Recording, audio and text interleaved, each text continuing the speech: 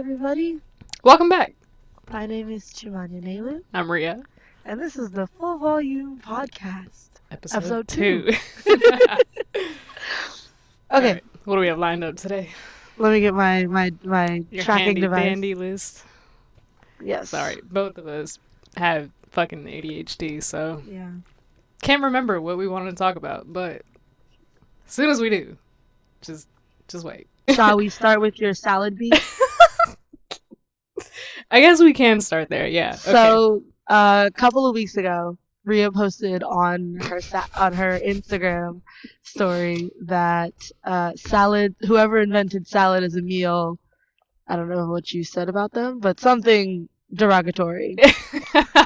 I think it was just a genuine question of whoever the fuck invented salad as a meal. Yeah. Because why? That's not a meal. You're telling me just a pile of leaves is filling to you? I feel like a meal salad has to include a protein, though. Yeah, but even then, I feel like a salad is kind It's of... like a deconstructed sandwich. But I feel like a salad... Wait. If you take a sandwich out of the bread and you put all the sandwich contents into a bowl, that's basically a salad. I guess, but then doesn't a salad feel like endless chewing to you? Because I feel like... I don't like salad. Yeah. I'm just saying. Right. If you're going to have salad as a meal, then it basically needs to be a deconstructed sandwich. That's my beef, though. Like, it's a lot of chewing. Yeah, I feel no like flavor. a horse and no flavor. And then if you add dressing, people still call you fat. So what's the point of eating a salad? Do you know what's crazy? The thing that people get mad about with like things having fat is that fat is the only reason that you can digest a lot of the vitamins and minerals in those vegetables that you're supposed to eat. Like, we cannot process, like, vitamin D, I'm pretty sure is fat soluble, and several other essential daily vitamins. Like, you need to have fat in order for your body to process them. So, eating a bowl of lettuce with no salad, you're not getting any nutritional value from that. Just in case you were wondering, guys. You said eating a bowl of lettuce with no salad? Sorry, with no dressing. I was like, wait. You had me for a second. A bowl of lettuce with no dressing is pretty much useless nutritionally. See? So for all you bitches out there that... I'm sorry, did someone personally attack you with their salad? I don't understand. No, but everyone hates on me for, like, saying that salad isn't a meal. It's a side, okay? I feel like... Salad is an appetizer. That's what I'm saying. You can't make it a meal, to be honest. You can't tell me that you're full off of eating a salad. Like, I could finish a salad, but I'm gonna be hungry, like, 20 minutes later. I guarantee you that. Yeah. That's fair. It's not filling. It's just a bowl of leaves that's never ending, and I feel like I'm chewing for like 30 minutes just to get through a bowl. And even then, I don't think I've ever finished a salad, to be honest. I've only ever had like appetizer salads, so they're pretty small amounts. Yeah, no, I've been stupid enough to go to like Chopped and get a whole bowl of salad. I promise you, that shit will last me a week. Not that I'm eating like a week-old salad, but I'm just saying, like, it would last. Like, portion-wise, you would eat it for a week if you were going to finish it. Yeah, absolutely. Yeah, okay, that's fair, I guess. I don't know. My salad is not a meal in my house, so. That's what I'm saying. And I'm not gonna go and buy a salad. People out here are eating salads as meals. Yeah, well, that's their prerogative, I guess. I mean, yeah, do what you will, but I'm just saying. It's a bad choice. Yeah. And for you bitches that want to hate on me for calling it not a meal, no, please.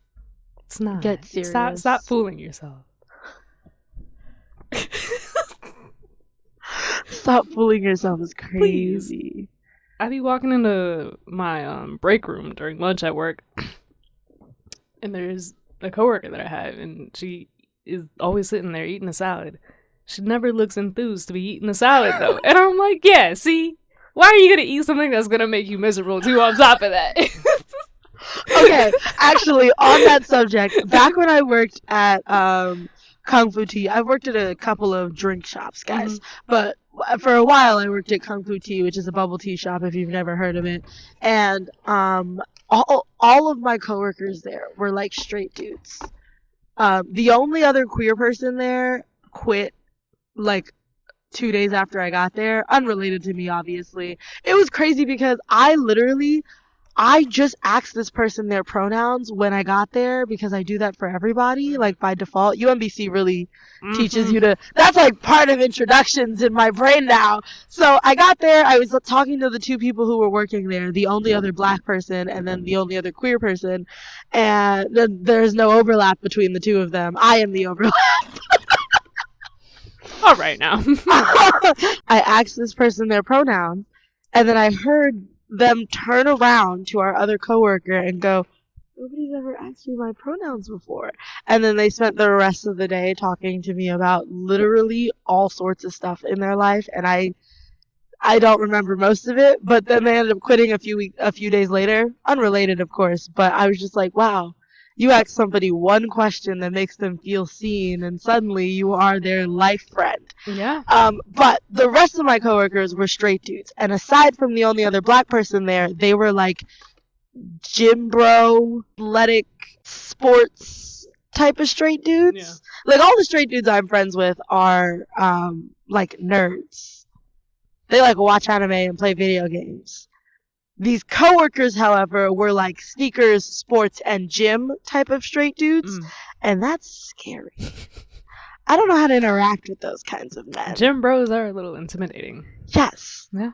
And the reason I say this is because regularly their conversation was about whatever sports game for whatever sport was currently being played. So like basketball or like the Super Bowl when that happened.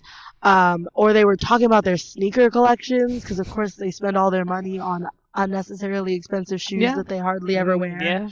Or their insane eating disorder. And that's what it is. It's an eating disorder. They don't call it that. But like, they're sitting there and they're discussing how they haven't had peanut butter in fucking months because apparently there's a lot of fat in peanut butter and it's not good for you. And I'm like, you people this is disordered eating, guys.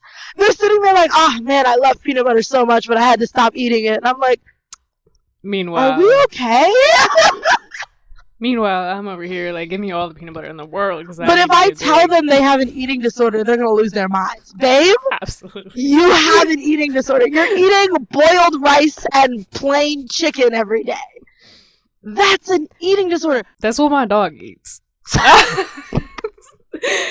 You're eating like my dog. I hope you realize this. I saw this episode of, I don't know what show it was, but one of those shows with the dude who does like eating interviews. And that's not helpful, I recognize. But like, there was this dude who like eats and does interviews, I guess. And Zac Efron was on an episode with him. And they were sitting there and they was eating some sort of pasta dish. And Zac Efron...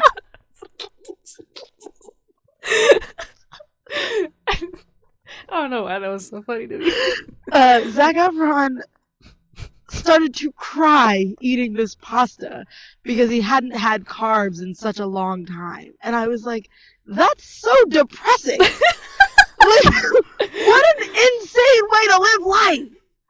Yeah, I can't go a day without. I can't go 2 hours without a carb. To be fair, I really can't. No, every single meal of mine includes at least one carb. Yeah, most of my meals are primarily carbs. Yeah. And I don't really care about how bad that is for me. The world is mean. Okay, life is difficult. Living is not easy. I'm not gonna make it harder by not enjoying my food. If I have to eat, the only way it's gonna happen is if I like my meals. That's the thing about this that really doesn't make sense to me, and maybe this is just because I have ADHD. I will not remember to eat. Now you're telling me I can't eat all of the stuff that I like? I have had a chicken Philly from Charlie's 4 times in the last 2 weeks, and you're gonna tell me that has too much bread for me to eat, so now I can't eat the one meal I want to have every single day? Now I'm not gonna eat anything. Fuck you, I'll starve. Those are my options. I'm going to eat whatever I'm craving, which is usually a carbohydrate, or I will die. I already don't remember to eat regularly enough. You cannot put restrictions on my diet. I will not eat. Yeah, no, I don't. I mean, I can't forget to eat because eating is just so vital in my life. I don't know. Maybe I'm big bag, but like I literally cannot forget to eat. And now, granted, like eating is vital in like everybody's life, but forgetting to eat, I can't relate to that. I really can't. See, like I will willingly make like the conscious choice to be like, all right, if I want to eat right now, I will. But Yeah. I can't. It's never like something that I just forget to do. So here's what happens. My brain is supposed to be sending signals to the rest of me so that I know what vital processes I need to do, like when I have to use the bathroom, or drink water. And for some reason, my brain forgets to send those signals. Or maybe the rest of my body just doesn't listen. I don't know what it is. And then suddenly, I will be so starving, my stomach is going to eat itself if I don't consume a mountain of food in the next 30 seconds. That's, when I say forget to eat, I mean that I don't know I'm hungry until I'm starving, like dizzy. It's bad. Yeah, no, I've never gotten to that point. Yeah, I don't know what it is. I don't think my body knows how to process its signals, or I don't know. I think my body sends the signals up, and then my brain just ignores them, and so I don't get them. You know, they get to my brain, and my brain is like, "This can wait, bye," and then I don't notice until it's entirely like severe. Apparently, though, a lot of people have this problem of just forgetting to eat, and then they're like, "Oh, look, it's 7 p.m. and I haven't had anything all day. I should probably eat." And I'm like, "How have you not had anything to eat all day?" I'm like, I get up in the morning and I'm starving.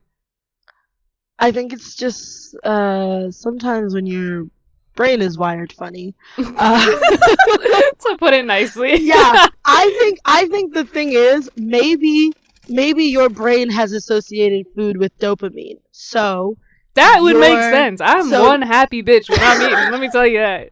And what am I doing right now? Eating. So that's probably why you don't forget to eat. Your dopamine deficiency is fulfilled by food.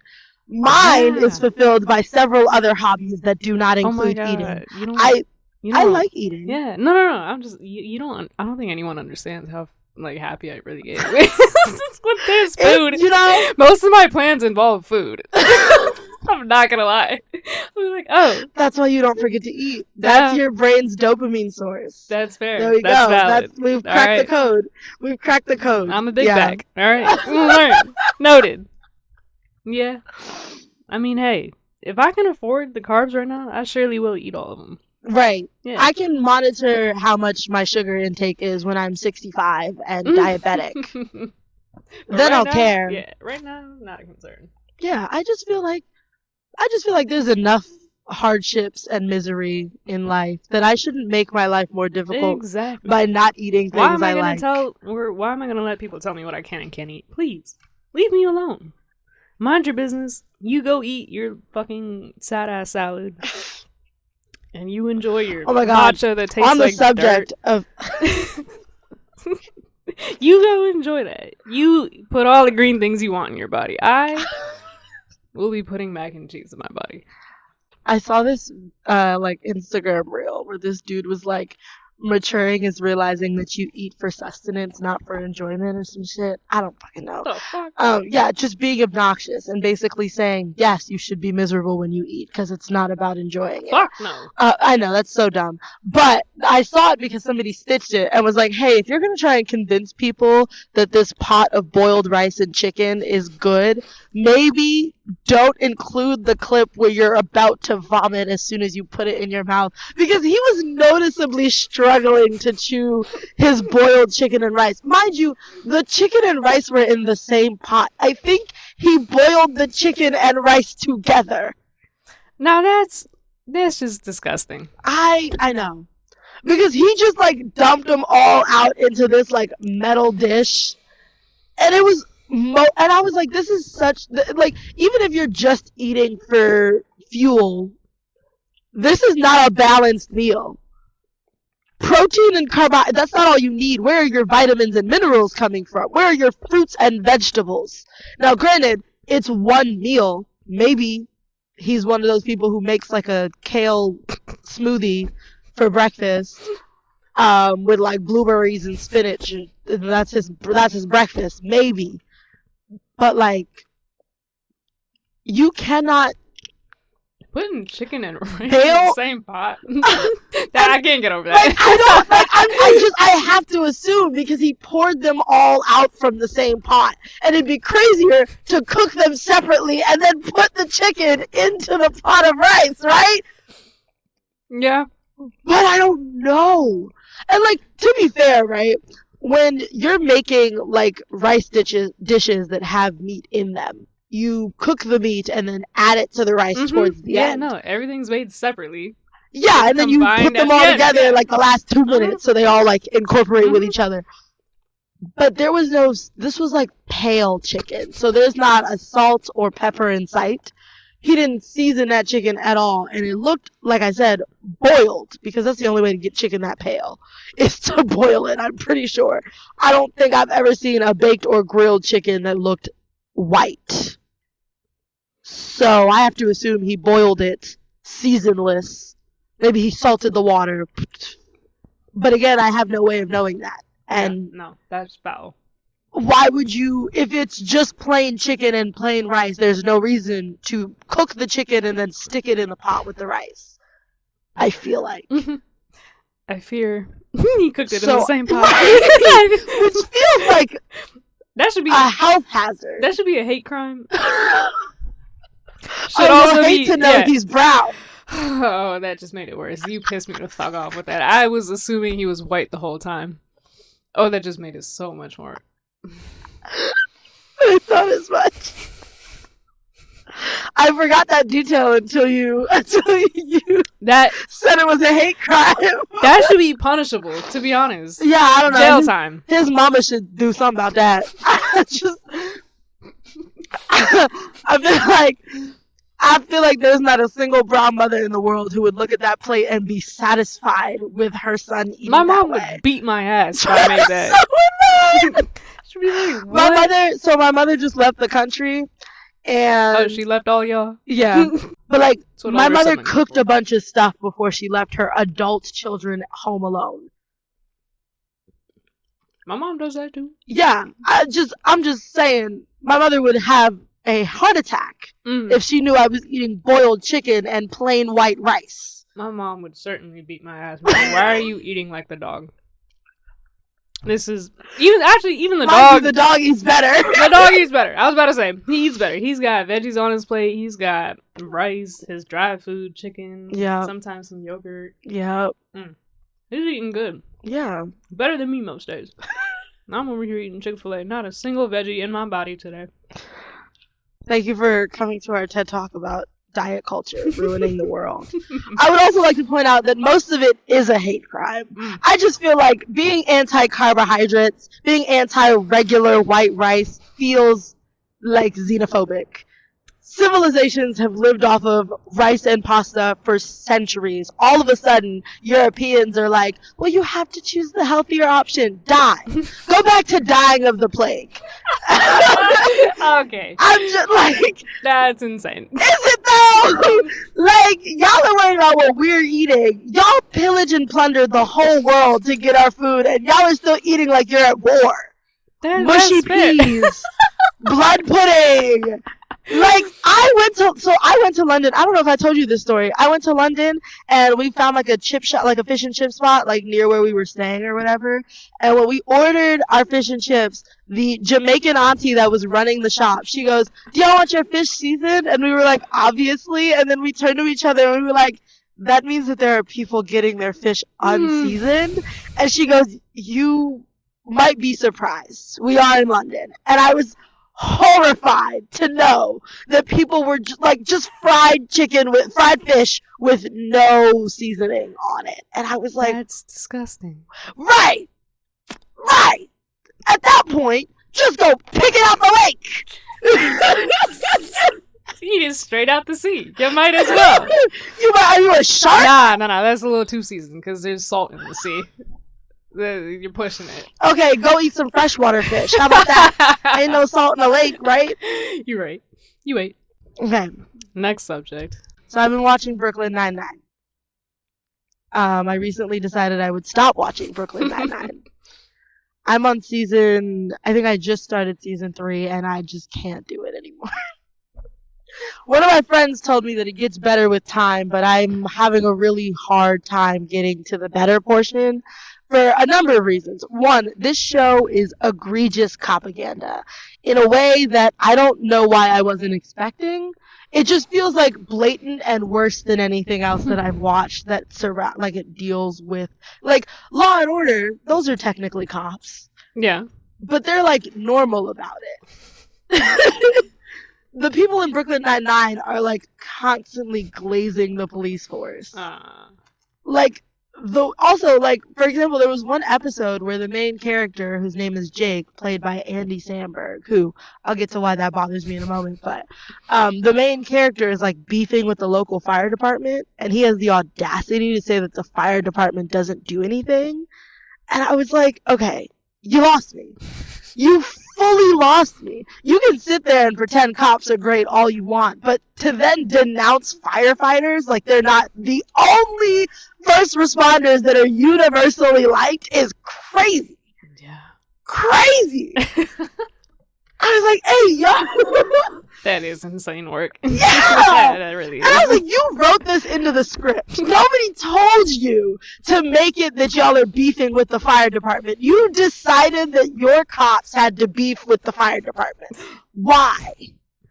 How does that help anybody? Or like, for example, in the one of the episodes that I just watched, their police captain got like moved to like public relations or whatever, so he's not even working at the precinct anymore. And he was like, oh, people don't like cops, and I kind of want to change that reputation because yeah, there are bad cops, but there are also good ones, so they say. And real. And he like plans to put up these like got milk ass posters. Do you remember those got milk ads? Yeah, the posters they had all over the school. Yeah. He plans to do something similar, but to show that the cops aren't always bad, and so like they're like photos of cops that are good or whatever. And the first poster they put up, people start like defacing because fucking duh.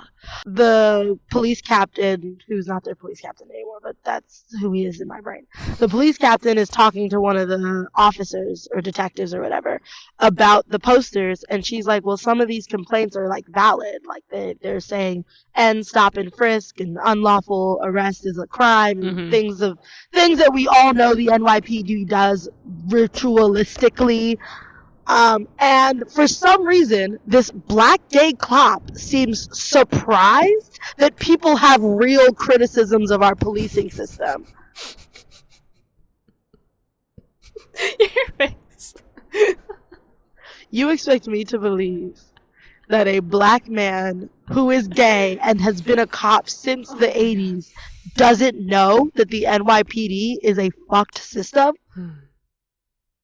Shocking, isn't it? And he's having this conversation with one of the Latino women on the force. And I'm like, I know that there has to be some level of cognitive dissonance to be a person of color and a cop. But I guess I'm just surprised that their approach to acknowledging people's real concerns about cops in real life was to make the people of color seem surprised by this. Yeah. Do you know who told them that people hate cops for valid reasons? A white woman. Who wrote this? Andy Samberg! We need to have a chat with him. And let's get to that! Because he plays the main character, and therefore he's basically a Mary Sue. Because he's also like a producer or director or writer. I don't know what position. He's got one of the upper ones. So he's like in charge somewhere. That shouldn't be allowed. It shouldn't be allowed. Because his character is the worst and somehow always comes out on top. And it blows the fuck out of me. It's like Justin from Wizards of Waverly Place. Except he's not making that character that way. So but it is like Justin. Like Justin Russo. Did I talk about that in the last episode, or is that just a conversation we've had? I think I talked about it in the episode that didn't go up. Yeah. Yeah. So we can get to that beef too. Fun fact, we did record episode 1 twice, but the first one went terribly, so we scrapped it and uploaded the one you guys have seen. In the first rendition of episode 1, I went on a rant about how much I hate Justin Russo, which we should discuss because they made a sequel. I haven't seen it yet. I haven't watched it, and I don't plan on it because it centers around Justin Russo, the worst member of the Russo family, objectively. Yeah. So we're parked in front of a random building, and some folks just came out of the building, and we didn't know anyone was here. Yeah, it's like 6. Oh, I guess it looks It's like later than 7 o'clock. Really is. It looks like it's 10, but it's only 7. So anyway, Justin Russo. Yeah, the car is on my side. Justin Russo sucks because Justin Russo sucks for a lot of reasons. He's literally so awful, and he's obsessed with being perceived as a better person than he is. And like you can really tell when there's like certain episodes where he does things, and it's like, oh, you're like sinister. Like there's something evil in your heart. Like during the wizard competition, like at the very end of the show, Zeke, his best friend, gets carried away by a giant bird. And when Alex was like, hey, we should stop the competition and go save our friends, maybe? Just maybe. Because Harper also got carried away, but it's Zeke's fault. Anyway, whatever. Zeke and Harper get carried away by a giant bird, and Alex was like, hello, are we going to do something about this? Justin goes, you only want to rescue them because you're behind in the competition. Bitch! Your best friend got carried away by a giant bird and you're running a wizard competition? With friends like you, dead ass, who needs enemies? Like you? I just... That... Sinister. You're real. Evil man. Yeah. And there's just stuff like that littered throughout the series. But that one, to me, was like the most egregious because it's at the end of the show, which means this should be when the characters have grown and developed. He's like 18 almost, I think. Yeah. At that point, he should be like 18 by now, especially because he becomes professor of Wiz Tech at the end of that episode. So, like, he's an adult. Clearly not. No, clearly not. Yeah, no. And now I'm supposed to give a fuck about what his adult life is like. Bitch. Be so fucking serious. I have a friend who has seen it and was like, yeah, and I've like seen like clips or whatever. There's like one clip that I saw where Alex is like, oh yeah, I'm like on the tribunal, some sort of, I guess it's like a wizard council, I don't know. She's on some sort of like board of wizards that I guess is important because Justin is like, you're on the tribunal? We both know if that anyone should be on the tribunal, then it should be me. You're still jealous of her?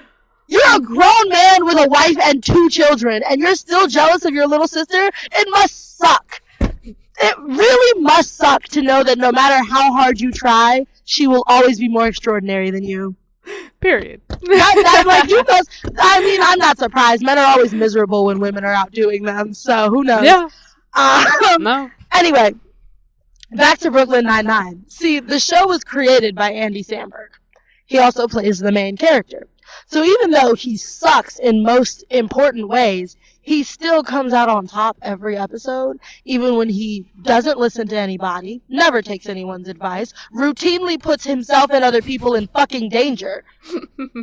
Somehow he's still the best detective at the precinct. Makes sense. Somehow he's closing the most cases. The nigga can't clean up after himself. He's got rats living in his desk. Yeah. And this is your top detective? Math is not mathing. But also, his comedy sucks. Like, the jokes that the character makes are so bad, and it's not even that, no, they are bad, but they're bad because they're elementary and he's 30-something. This 30-something-year-old man is making jokes that would make a 10-year-old laugh. And I'm like, that's kind of embarrassing. Like, and then even worse is that he almost always explains the joke. Oh, I hate when bitches do and that. I'm like, your joke was understood. It was just bad. Yes, no one laughed because it sucked. And I'm like, I don't understand why. Like, there's so many times where I'm watching the show and I'm like, am I supposed to be rooting for him? Because I'm actually preying on his downfall. Like, and it's annoying because, like, for some reason, at every turn, somehow, he is the disenfranchised victim in a situation. Like, somehow, anytime something goes wrong, it's somebody else's fault. And I'm like, no, you suck. Like, objectively, you suck. He has a crush on one of their coworkers because for some reason, workplace shows always include everybody fucking each other. Yeah. And I'm like, I know that because the show centers around their workplace, you kind of want to keep it contained. But, like, have y'all considered anything else? I think it's okay for a workplace drama to allow the characters to have a life outside of work. You know? Just maybe. Like even Just a thought. So like one of the dudes is married. Terry Crews is in the show, and he plays a married man, and he talks about his wife and his kids all the time. Very cute. Love that for him.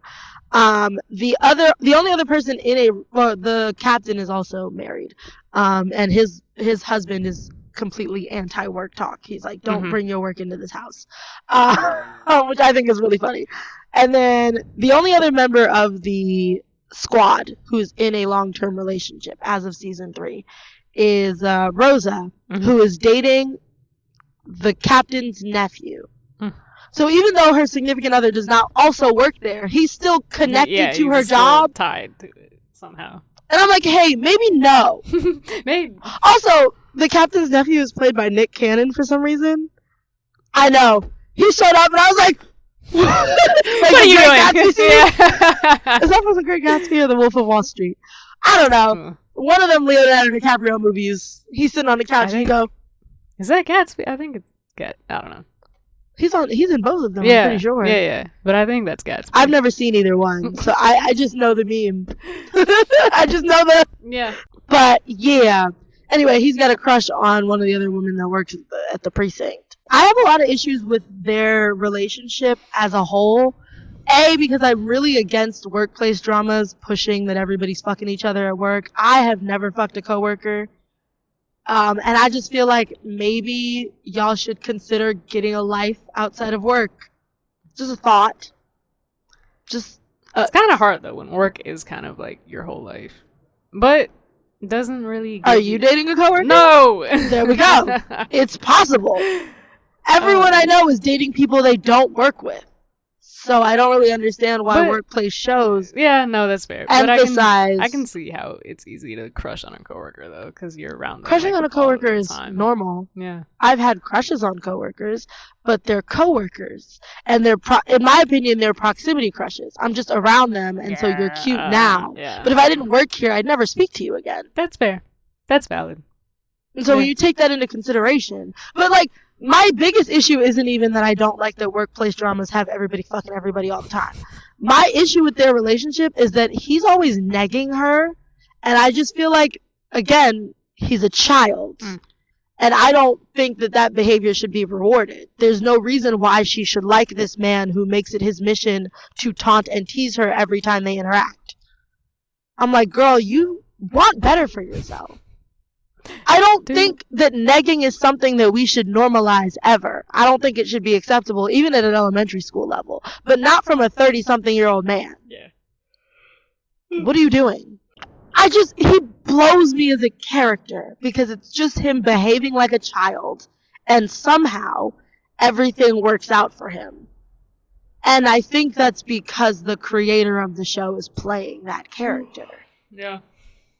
That'll do it, yeah. Because there's just no reason why there are never any consequences for how much he behaves like a fool. You know? Yeah, that's valid. Spotify rap time? Yeah. Did you want to go first, or?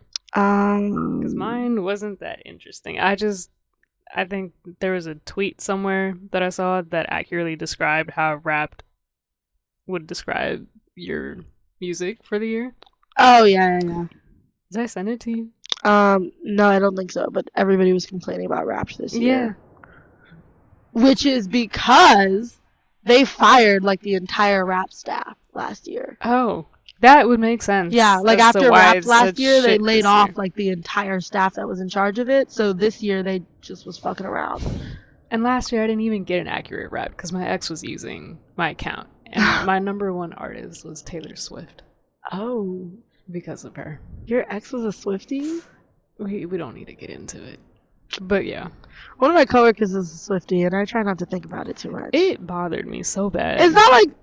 It pissed me off when I say that I try not to think about it, I just mean that sometimes he'll bring up Taylor Swift in conversation, and then I have to tell myself I have to go like thumper mode. If you ain't got nothing nice to say, don't say nothing at all. fuck Spotify for laying off their entire rap staff because rap used to be spitting. Yeah, this year was whack. This year was whack. Like the 1 year that I have it to myself, y'all do this to me. I got beef with everything. I got beef. This I got feels a lot of wrong. beef this year. It says I only played 3,000 songs this year, but I don't think that's accurate. I think it's way more. I know it's way more. Life moves fast. Luckily, we took notes. Did you? No, you didn't. Did Liar. you? Y'all didn't take notes about shit. You listened for 45,391 minutes this year. This puts you in the top 6% of listeners worldwide. I got 32,000 this year, which again I feel like is inaccurate. Although I was doing a lot of YouTube listening this year, so. Your biggest listening day was November 4th with 423 minutes. That's my mom's birthday. What the fuck was I doing on November 4th? What day was that? Like a Tuesday or some shit. No, that can't be a Tuesday, because Tuesday was election day. November 4th. What was that November on? 4th 423 minutes, and nobody else uses November my 4th was a Monday. The fuck was I on that Monday? I don't know. It was the day before the election. Now they're calling me out. Where did you find the time?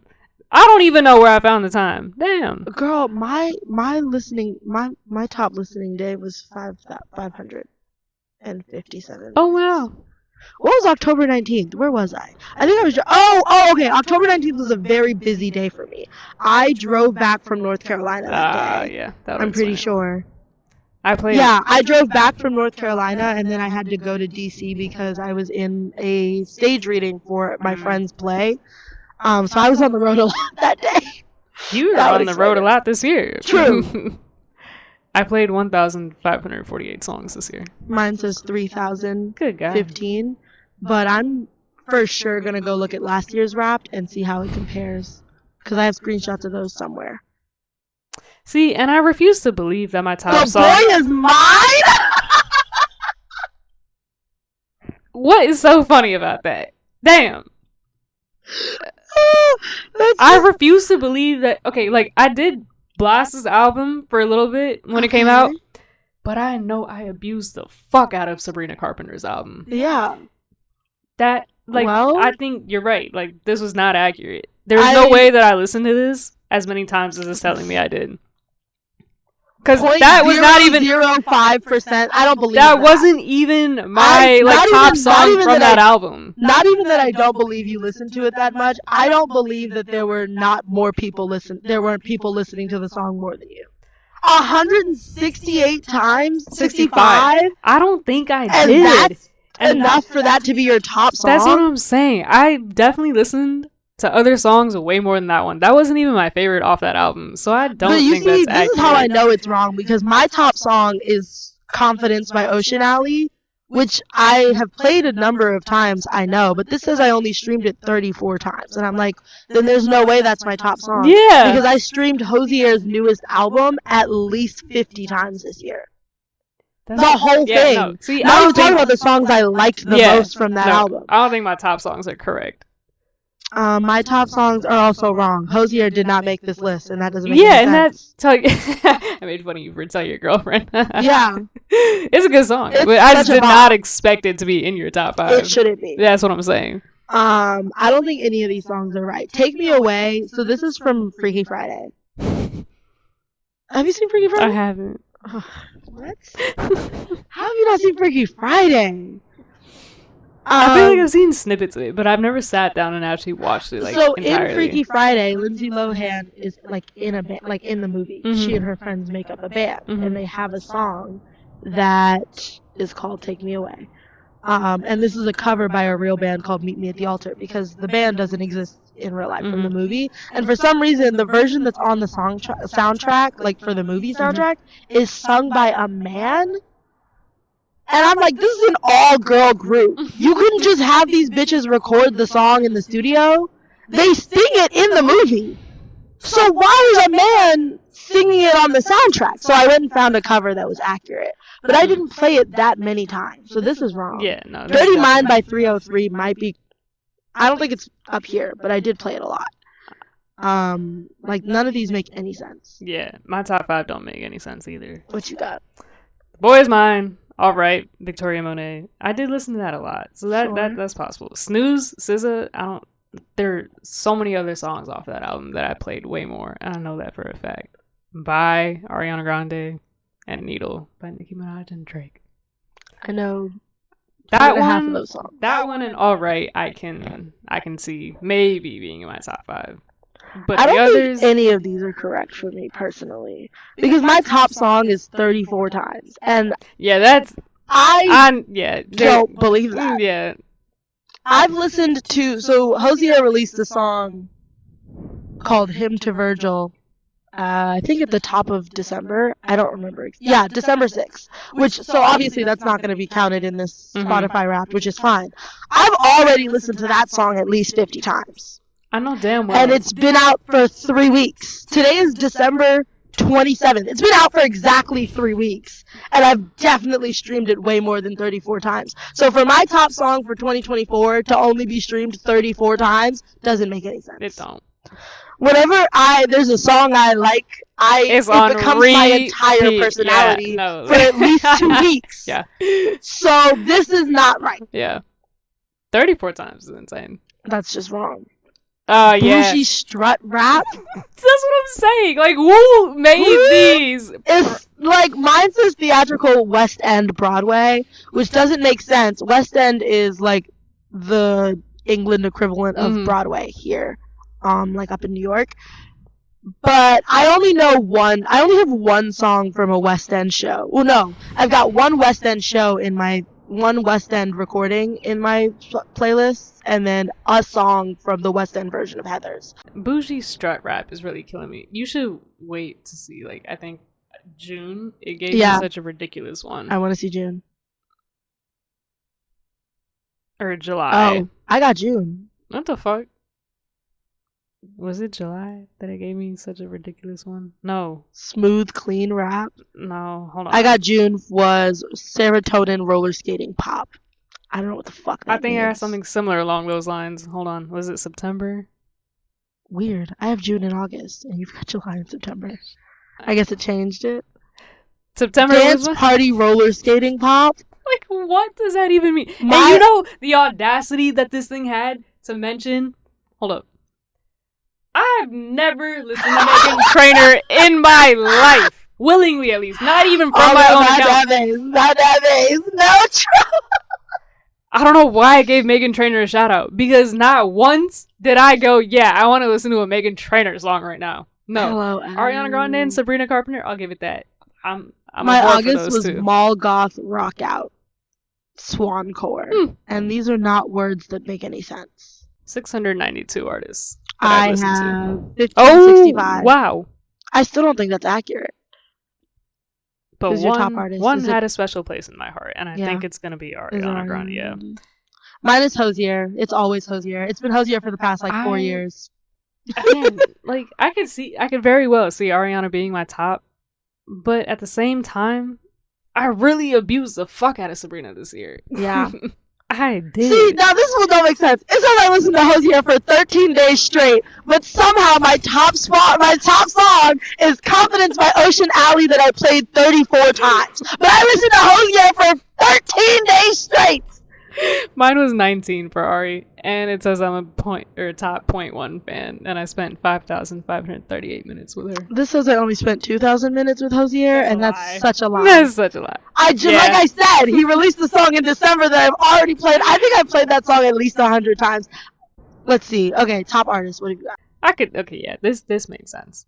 Mine is... See, okay, so if Sabrina's in my top artist, why was none of her, album in my top 5 songs? To be fair, I have Flo Milli as a top artist, and she was not in my top songs either somehow. See, this is all fucked up. My top artists were Hosier, Dance Gavin Dance, Maneskin, which I don't think I believe, Glass Animals, and Flo Milli. Everything else here makes sense. Maneskin I'm a little skeptical of. I like their music, and I have a lot of it in my playlist, but I only started listening to them August. So... Man. And my top is Ariana Grande, LMA, SZA, Sabrina Carpenter, and Victoria Monet. See, last year my top song was 103 times. You're telling me my top song was only 34? How did we get there? And this is a song I was napping to. So damn. A song I played while I slept. More than my... Be so serious. Yeah, no. Spotify this year was not cutesy. Anyway, that's what happens when you lay off everybody who's in charge of it, I guess. I suppose. Tragic.